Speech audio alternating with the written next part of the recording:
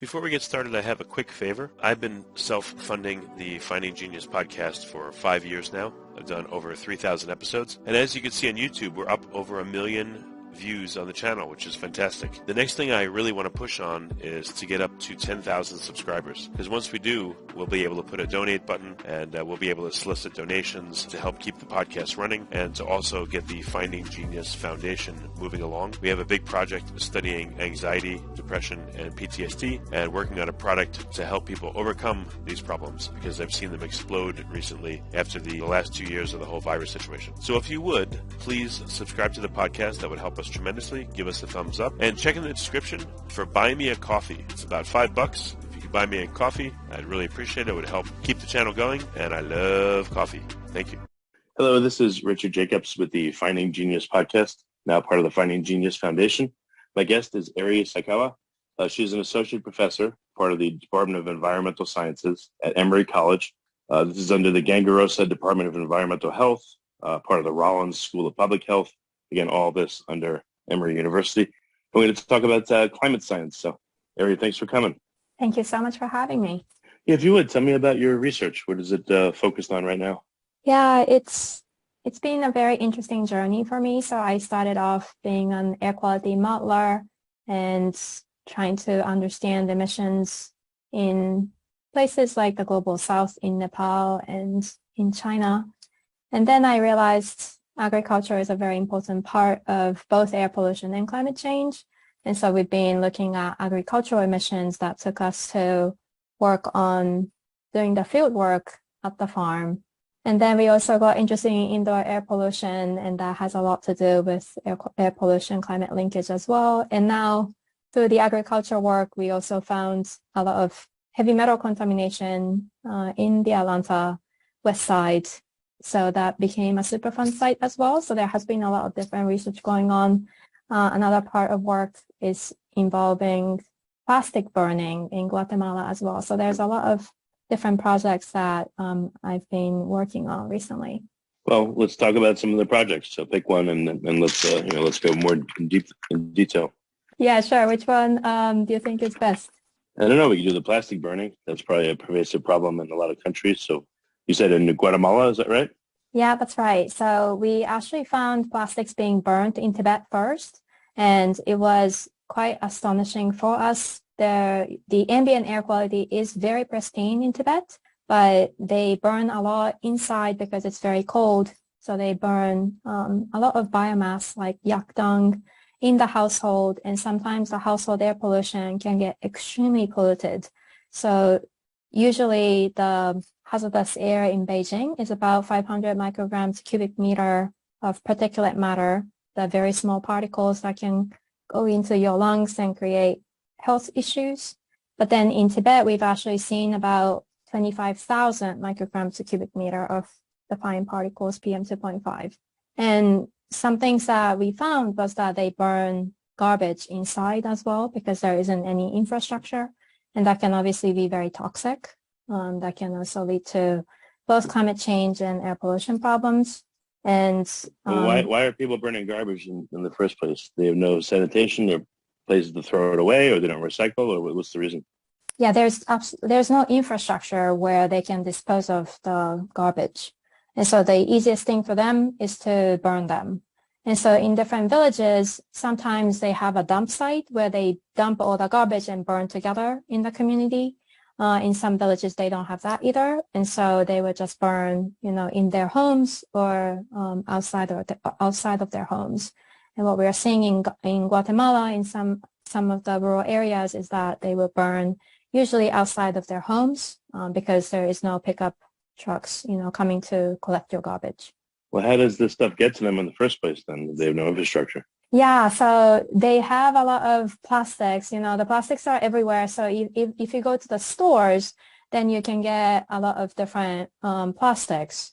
But then there's no collection service to recycle or to get rid of them. So there is abundant products, but you are just stuck with the waste. Does the government care, or what's your involvement on the project? Are you trying to get them to stop burning the plastics and do something with them, or you can't without infrastructure, or what's the situation? Yeah, so I think it's a very low hanging fruit for the government to be able to put the infrastructure, but that does cost a lot of money, obviously. And so I think the government doesn't care enough in most cases to create the infrastructure. So I think we do need to be pushing the government to be able to provide that necessary infrastructure so that people don't have to burn or people don't have to, live with all these waste around them. Well, has anyone approached the government and talked to them and see what their thoughts are?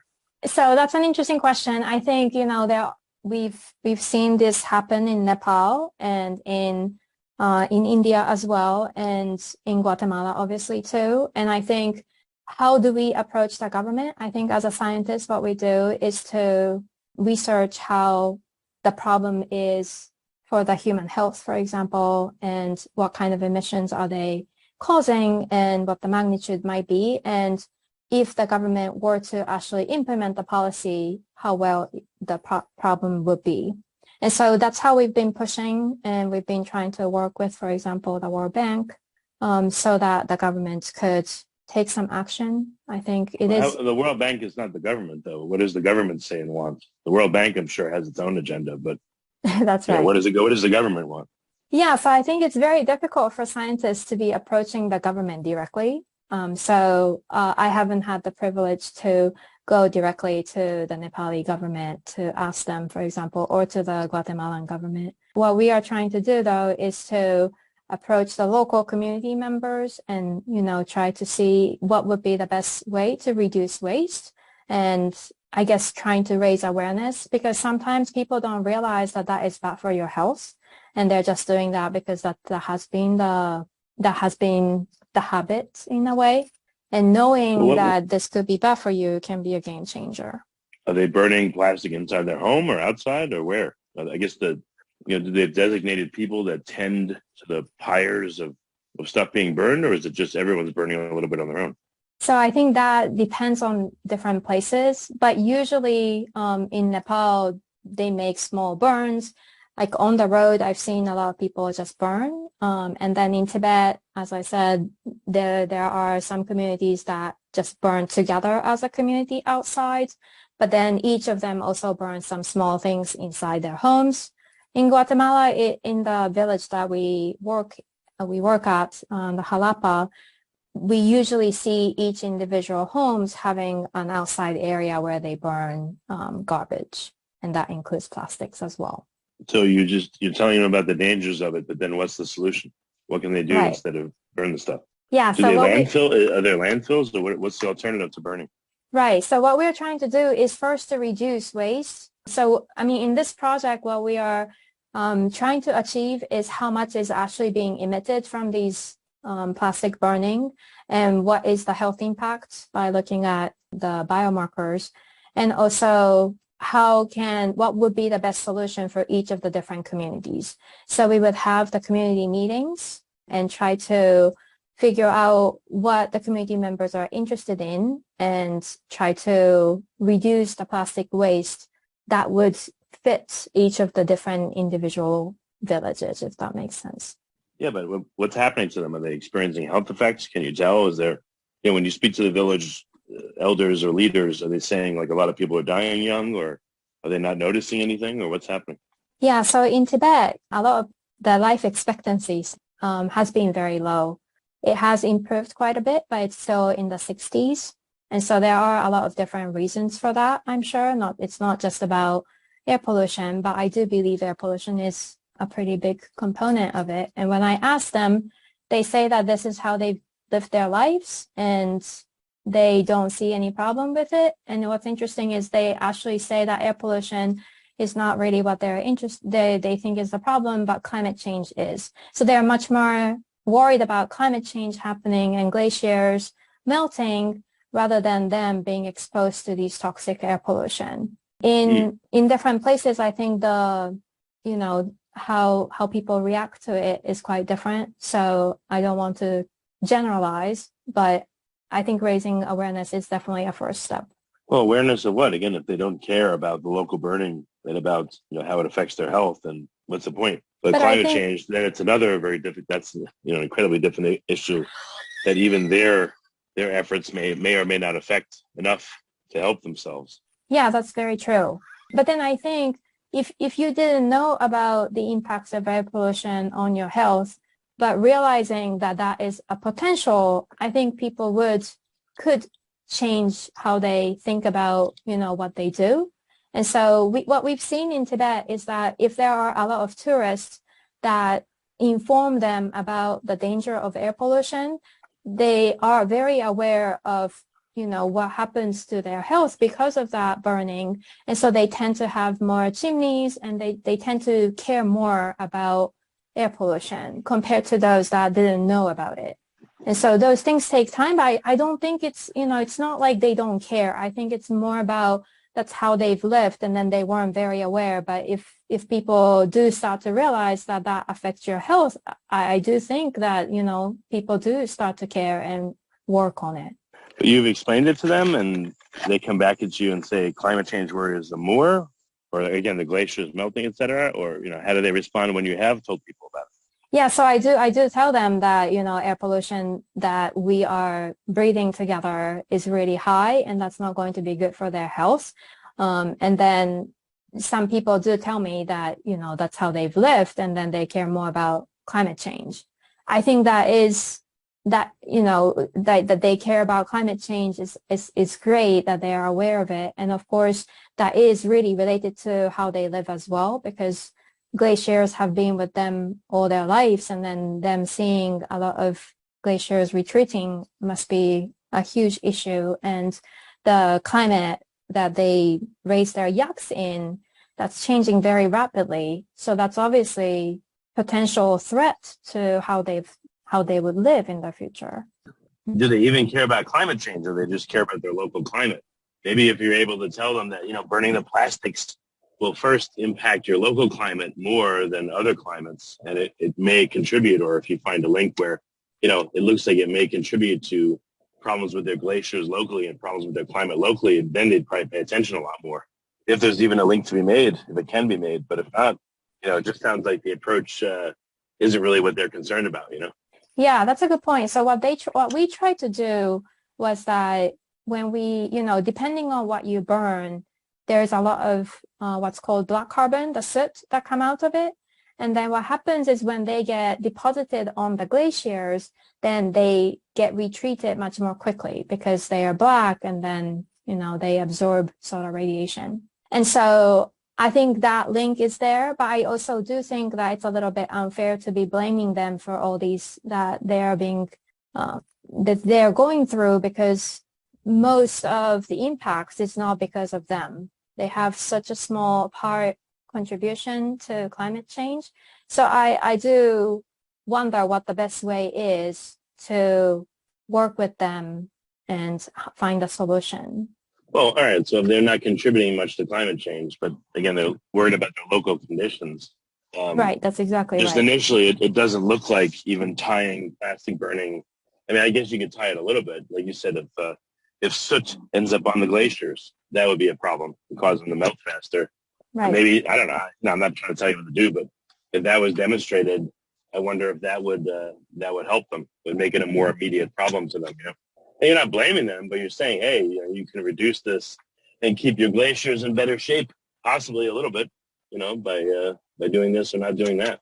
Yeah, that's definitely true. I think trying to find the link that they get interested in, and then, trying to, I think that is a very good point. How can we make them click? And that's what we've been trying to do as well. Well, so that's what in Nepal, but what about Guatemala? What locally are they concerned about instead? Yeah, so in Guatemala, I guess they really don't have the infrastructure. It's a very rural area, and it's an indigenous village as well. And so for them, burning outside has been what they've been doing. But I think learning that this is bad for their health, we've seen that some people do stop burning inside their homes and then change to, either outside, or some of them are creating like a dump themselves that they didn't have before, so that they're not going to burn anymore. I think it's quite fascinating how the knowledge is actually changing how they behave. But what the best solution might be, I think, needs to really come from the government, so that, we don't really want the land use being filled either. I mean, landfill increasing either. So that's the dilemma I think we're having a little bit. Okay. What are some of the other projects you're working on? So we talked about, burning plastic and garbage in Guatemala and Nepal, but what are some of the other big ones you're working on? Yeah, so we are very interested in agricultural emissions. And so from the agricultural soil, we actually see different greenhouse gases coming out. And there's also ammonia that come out of agricultural soil too. And so we've been trying to understand how we can potentially reduce greenhouse gas emissions and ammonia at the same time, so that it's not just going to be good for climate, but also air pollution as well. One of the projects we have is to look at the different practices for growing corn.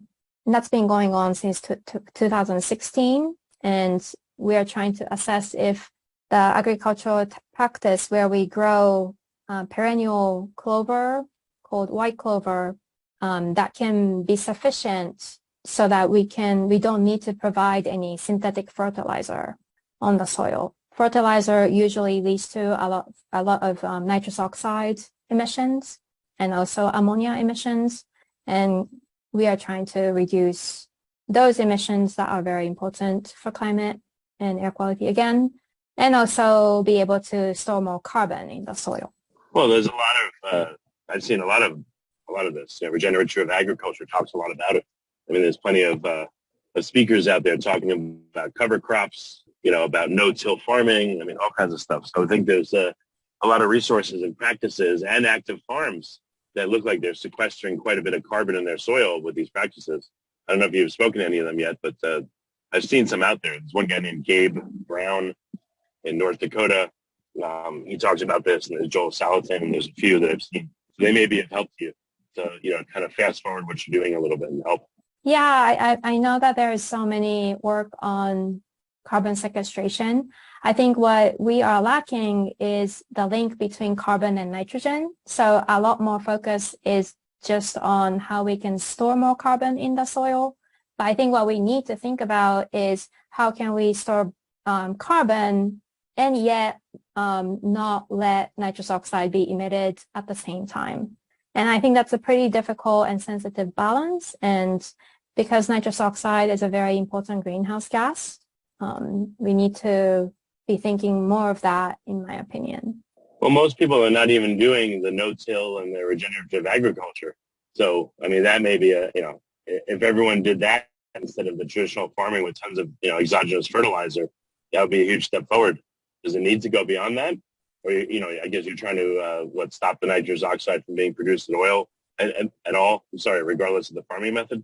Right. So I think, no-till and having cover crops, they are definitely going to be good for having more carbon on the ground. I think what we don't necessarily think about is what happens if we have more carbon then.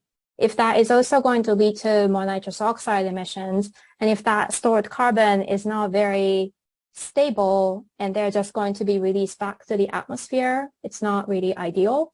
And so I think that's very important to consider both carbon and nitrous oxide at the same time, and hopefully ammonia too, so that we are not creating more pollution, like the fine particulate matter that we talked about. That's bad for human health. Do you know if soils that contain a lot of carbon are releasing them in the rate, or this is just a worry that you need to look into? So what we find is that if we have a lot more carbon in the ground, then we are seeing much more CO2 flux coming out. And so having cover crops, that's great for having carbon in the ground, but we are also seeing a lot of CO2 flux coming out. But what we also see is that soils can serve as a methane sink, which is better than not having cover crop. But sometimes we see more nitrous oxide being emitted because of the cover crop being a nitrogen fixer. So that is a very delicate balance if we wanted to make sure as a whole, if the carbon equivalence, taking into account all the greenhouse gases and all the fertilizer use and pesticide use, are we really being good for the environment? So you haven't done a side-by-side comparison of a no-till field with cover crops and animals grazing and one with traditional farming to see the total inputs and outputs of each system? So what we've compared is just the bare ground, two different types of cover crops. So one is the crimson clover and the other one being cereal rye, and the last one being the living malt system that I talked about, and how the total carbon equivalents compare.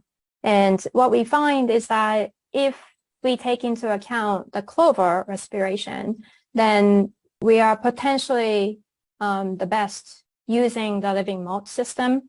We can store a lot of carbon, and even though we do have a lot of nitrous oxide emissions, we are storing enough carbon, and we are actually able to reduce the amount of pesticide and the fertilizer that is being used on the ground. And so total carbon equivalence as a whole comes out a little less compared to the other practices. But we haven't checked, It's not really a reality. It sounds like a reductionist approach thing doesn't seem workable. You're dealing with the outside, you're dealing with biology and countless factors. So it seems like it would be better to compare, two active farms with the two methods. Because again, a reductionist approach, you're going to be there for 1,000 years comparing different variables, and it may not be accurate at all. I don't know if you're allowed to do it that way, but maybe just an overall study might help to just give you like directionally, if you compare again two farms that are doing two different methods and there's a small difference, well, now it's like, back to the drawing board. But if it's a monstrous difference, maybe they'll at least give you a directional symbol. Oh, wow, this way is much better than the other way. So now let's see the particular variables that are making this way better or worse. Yeah, so I think there are definitely different ways that we can do the study, and that's how the field work is very difficult, because usually you do need different replicates to be able to make sure that what you're measuring is really generalizable in a way. And if the starting point of the farm is extremely different, then that's also, you're not really comparing apples to apples either. And so I think how you would make the study work is a bit of a challenge. I do agree that we do need to be looking at different farming, different farms and different practices and grazing versus cover crops, etc. We haven't been able to do that, but I think it is important, because we do grow a lot of corn, what would be the most optimal way to grow corn, at least in the Southeast, where we are really lacking the data on these issues. I guess it would be tough to go out to where they're actively growing corn, let's say in Iowa, and look at the different methods there, because that might be a good test bed to see. You have like extreme monoculture concentration, heavily fertilized, et cetera, and then you'll have a few farmers here and there that are doing, regenerative agriculture. It might be an easier comparison there where it's super active. Yeah, so most of the agricultural work is really concentrated on the Midwest, because that's the Corn Belt, and then, or in California. So I think those are really good places to study. But I do think that other places like the Southeast, we do have a lot of agriculture too. And so, and the weather is very different. So for example, the cover crops that grow very well in the Midwest, they're not suitable for here.